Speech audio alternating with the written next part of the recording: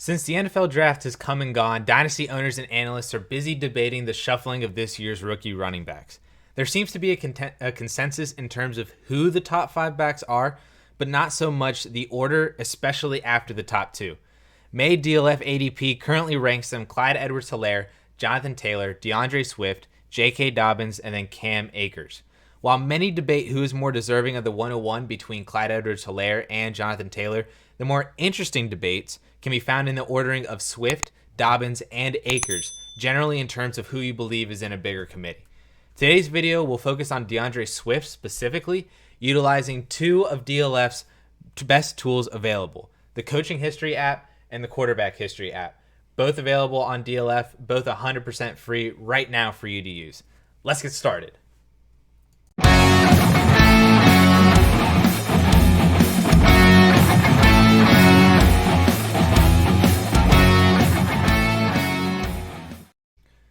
DeAndre Swift was taken 35th overall in the 2020 NFL Draft by the Detroit Lions as the second running back off the board. This is an interesting pick considering Kerryon Johnson was a second-round pick for Detroit just 2 years ago. This is telling me how the Lions view Kerryon Johnson, who has only played 18 games in his past 2 seasons and averaged only 3.6 yards per carry last year. Swift's ultimate ceiling will come with him being the primary rusher and receiver as a prototypical bell cow back, and he offers receiving upside out of the backfield much like Theo Riddick over the past few years, while also being a solid runner, averaging 6.6 yards per carry in his collegiate career.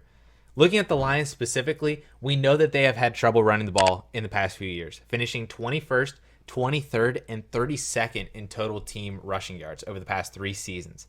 It stands to reason head coach Matt Patricia and second-year offensive coordinator Darrell Bevell don't want that trend to continue and made the selection of drafting Swift early this year.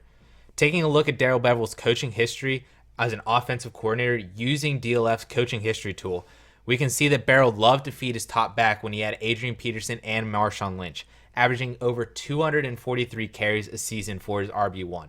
And while we look at his carry splits last year with Kerryon Johnson and Bo Scarborough, it's helpful to remember they essentially represented the first and second halves of the NFL season for the Detroit Lions. Through the first 6 weeks, Kerryon Johnson averaged over 17 carries per game and then was injured in the first quarter in Week 7. Weeks 8 through 10 were a really weird phase where the Lions had no idea who the RB1 was, and they had a platoon of Ty Johnson, J.D. McKissick, Paul Perkins, and Troy Carson. Scarborough then took the reins from weeks 11 through 14 and averaged over 18 carries per game in those weeks. It's definitely an offense that can support a workhorse running back. In fact, using the stats from the running back who led the Lions in rush attempts each week in 2019, the final stats are 231 carries for 830 yards and 6 touchdowns, essentially what David Montgomery produced last year. Those are low-end RB2 numbers on a 3-win Lions team with no Matthew Stafford for half the season. This interesting part for Swift's role will be his receiving workload, though. Swift is arguably the second best receiving back in this class behind only Clyde Edwards-Helaire. Going back to the Coaching History app, however, Bevell is not known for using his backs heavily out of the backfield in pass-catching roles, averaging only 35 targets per season to his RB1. This is also with Adrian Peterson and Marshawn Lynch, who, while great backs, didn't bring the receiving ability that DeAndre Swift does. The fun analysis comes when looking at Matthew Stafford's history using DLF's Quarterback History app. Stafford has heavily targeted the running back position in the past, be it Theo Riddick with 3 straight 65-plus target seasons, 1 with 99 targets, Reggie Bush with 80 targets in 2013, even Joyke Bell had 2 60-plus target seasons and a third with 53. This is the ceiling DeAndre Swift could potentially reach with Matthew Stafford, in addition to over 200 carries.